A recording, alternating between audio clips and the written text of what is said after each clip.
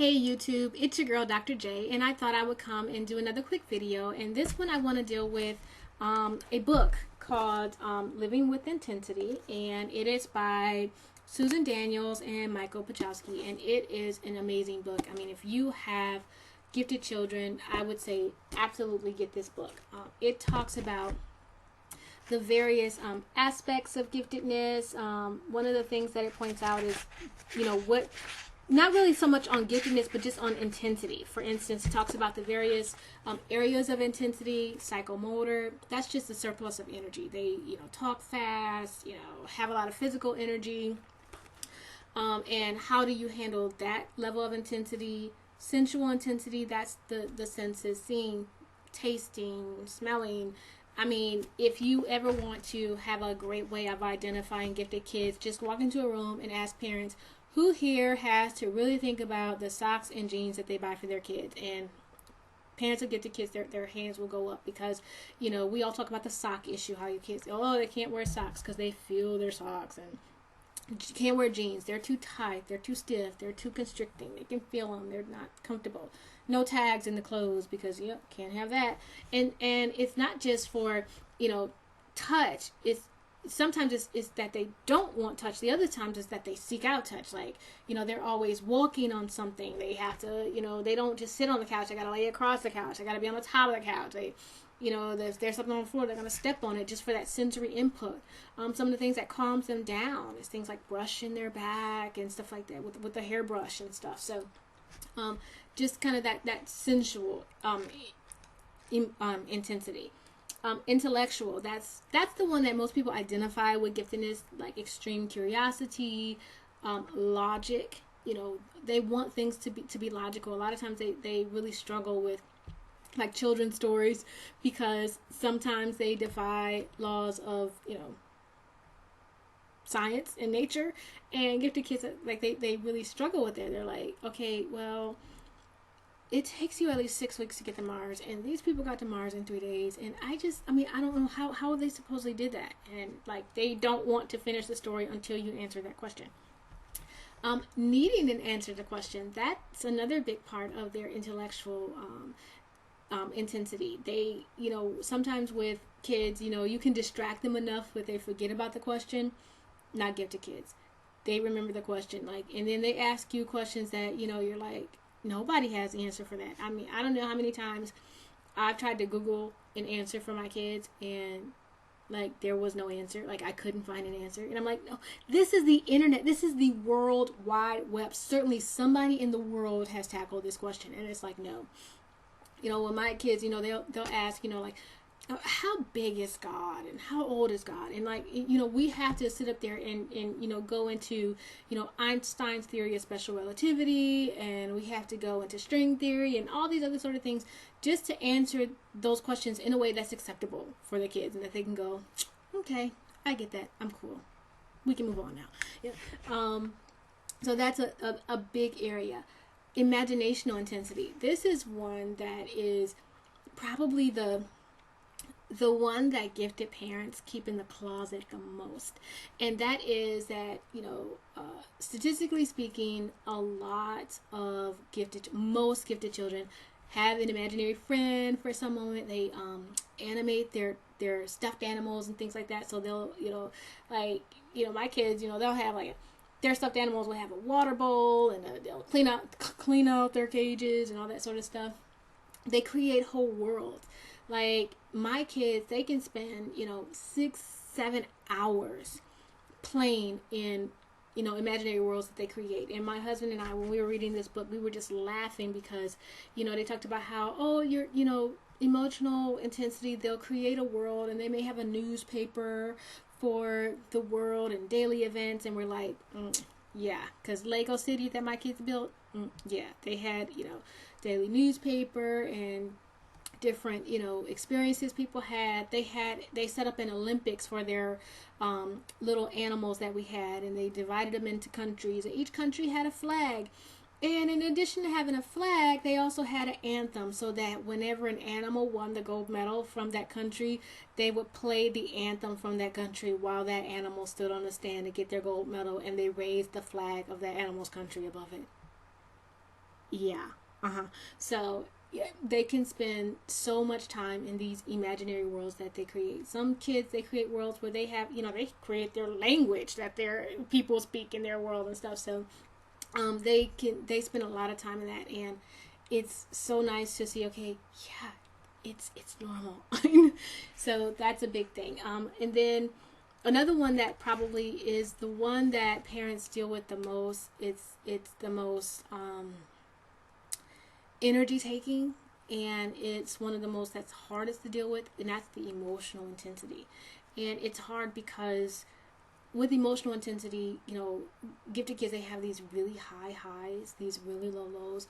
They feel with their emotions, not just emotionally but physically. They will get physically ill if their emotions are too strong, or like stress, or if stress is too strong, it's a headache, it's throwing up, it's constipation. They feel the stress in their body. One of the things that a lot of times people talk about is just having to manage play dates. We plan play dates like some people plan marriages. It's like, okay, really, is this going to be a good match? And the reason is because a lot of times gifted kids, they take things personally. Like, people say, oh, kids, they're just mean to each other. But gifted kids, they take what people say to heart. And it's not just, sometimes people say, well, don't get that shouldn't have hurt your feelings. But it did hurt their feelings because, when that kid said, I hate you, I never want to see you again, I hope you die. That kid is going, wow, they were my friend and they actually hope I died. And that is really hard to process. I know for us, a lot of times people are surprised at our parenting because, we don't spank, we don't use timeout corner, we don't yell. Usually my husband is much better at the no yell thing, but, I'm getting there. But a lot of it is because of the way that our children respond to things. And it's because when my kids do something wrong, they have extreme remorse for it. Like, it's not just, oh, I got caught, but it's like it's guilt, it's remorse, and we have to talk them back from the edge. They're like, I spilled some juice on the floor and I didn't clean it up, so take all my toys away and lock me in my room forever and just forget about me. I don't even deserve to live here. I just need to be on the streets. You're like, no, really, it's just juice. Just get a mop and a bucket and clean it up. It's no big deal. No, it is a big deal because I wasn't supposed to do it and I should have cleaned it up and I didn't, and now the floor is sticky, and so I don't deserve to live in this house. Just give me a dog house and I'll sleep out in the yard. And it's not like they're trying to get favor. Like, they really, really, really think they should be harshly punished for making this mistake that, just clean it up. Really, it's no big deal. And so it's we have to really grapple with that, making sure that we acknowledge that their emotions are real, even if they're extreme, even if they don't, it really shouldn't be that deep. It is that deep for them. And we have to acknowledge that, yes, you are having this real emotion and that's how it feels to you, but really talk them back and help them manage it a lot better. And so the book is just really good at really kind of helping you understand the workings of your child and then giving advice on it. One of the reasons why I talk about gifted kids a lot with homeschooling is because the Davis Institute, they did a report, I think about 10 years ago with Genius Denied, that showed that about half of all profoundly gifted children are homeschooled. So you just have a much larger percentage of gifted amongst homeschoolers than you would generally find in the regular general population. In the general population, about 10% of all children would be considered gifted, and about 10% of that 10% would be, profoundly gifted, highly to profoundly gifted. So, you're talking about, a small percentage of the general population, but a larger percentage of the homeschool population. And that's why you find a lot more homeschooled, gifted children than you would normally find. And that's why I really, thought that talking about giftedness for a homeschooling channel was important, because a lot of times we say, oh, we don't like labels, and a lot of times people think that talking about giftedness is bragging. But that's why one of the first videos I did was the Batman versus Superman video, where generally Batmans or smart kids do better academically than gifted kids. And so it's not like, ooh, you're trying to brag and say your child is gifted. No, they may not be the best academically. They may not get the highest test score. That may not be what we're dealing with. So I'm not saying that my kid is going to be the smartest person in the room, because there's a lot of, there's Batmans out there too. And the Batman will probably be smarter academically than my kid. But I love this explanation of what is gifted, and it's from the book, and it's a quote by Anne-Marie Roper, who works with gifted children. I mean, he's worked with gifted children over 50 years and just has lots of amazing things to say. But she defines giftedness as a greater degree of awareness and sensitivity, and a greater ability to understand and transform perceptions into intellectual and emotional experiences. And I think that that's a great way to define giftedness, because it's not just about knowing stuff. It's not just about learning fast. It's about having the ability to take what they are experiencing, take what they see, take what they feel, taste, touch, and make that an intellectual and emotional experience. And that's something that that's sometimes really hard and overwhelming, especially for a young child, when they're dealing with these really big emotions. It's something that even with older kids, I know a lot of times, people with older gifted children, they, talk about how their children struggle with things like existential depression. And existential depression is when you're depressed about just the state that the world is in. All gifted children tend to be really big advocates for social justice. They don't just want the world to be fair for them. They want the world to be fair for everybody. And, it's like when you see a natural disaster in the world, like you have to turn off the television and turn off the radio, because your child can really go into a state of depression because a tsunami killed, 10,000 people, and they feel bad that they weren't there to help. They, what could I have done? I'm 4, but what could I have done to make it better? If they hear about children that are hungry, they're like, why, they don't want to eat because they feel guilty about having food when there are people that are hungry. And that's really hard to really kind of help a child understand that life's not fair. That can be hard. And so that's what I love about this book. Another thing that I love about this book is that it talks about giftedness in families. One of the things that sometimes when people kind of talk to me and they say, oh, okay, I'll give you that my kid's gifted, all right. But giftedness is generally a family affair. And that is, IQ scores tend to be, the IQ score of a child is generally within 10 points of the IQ score of a parent. So, if your kid's gifted, guess what? There's a pretty good chance that you are. I know people that say, my spouse is gifted. And it's like, okay, well, research shows that people generally pick partners that are within 10 IQ points of themselves. So, there you go. But it helps me to acknowledge my intensities and the way I experience the world, and helps me to know when I need to take a break, because I am being intense in my emotions myself. I'm being intense in my grasp and desire for knowledge or for order myself. I'm being, I don't have tags in my clothes either. They annoy me too.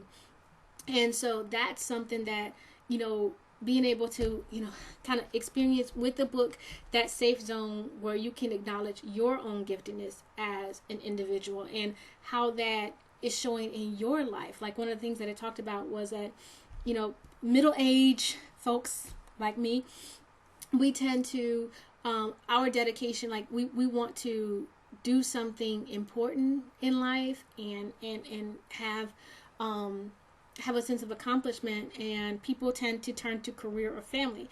And I noticed that that's one thing that I'm doing now, where it's like, it's all about my family. It's I want to make sure that, if I die tomorrow, I know that I gave everything that I could give to my husband and to my kids, and I left nothing on the table. And it was hilarious, because I'm reading this and I'm like, wow, there is something in me that's driving me to do the best that I can do for my family, and that's why I'm reading all these books. That's why I'm doing all this study. That's why I'm, doing all this for their curriculum and doing all that. It's in me to do it. That drive is natural and it's okay. And it also lets me know, when I need to say, okay, am I being the one that's too emotional on this issue? Do I need to step back? Am I putting too much into, this experience or that experience? And I need to step back because I'm seeing it different than the world around me and even my family. So I think that it's good not just for you as the parent of a gifted child, but for you personally as well. So, again, like I bought this book. I don't get paid for pushing books or anything like that. I just think that it is just a really, really good book. It's really helpful. It's helped me a ton. Just understand my kids better, understand myself better, family dynamics, everything. So, if you are looking for doing some reading or really trying to understand the intensity that you see in your child, whether it's their intense imagination, their intensity when it comes around taste, touch, smell, seeing, hearing, just to digress, like one of the things that the book points out is like about hearing and how a lot of, or just the senses overall, and how a lot of gifted children end up being misdiagnosed with things because when you hear things that other people don't hear, that tends to make you, we call you crazy. And I know for myself, for my kids, they've had their hearing tested and they heard as high as the test could measure for a human, they could hear at that level. And so the doctor, told us like, they can hear like grasshoppers outside, and they can hear, a storm coming. And so that was something that was important for me to know. Because if my kids are saying they hear something and everybody else like, oh, they hear something, it's like, okay, they do hear something. So misdiagnosis is something that's really, really big with gifted kids. So it was just good to understand that I had to be an advocate for them, and I had to really understand giftedness plus them plus our overall environment, so that I could be the best advocate that I could for them, and I could create the best environment that I could for them.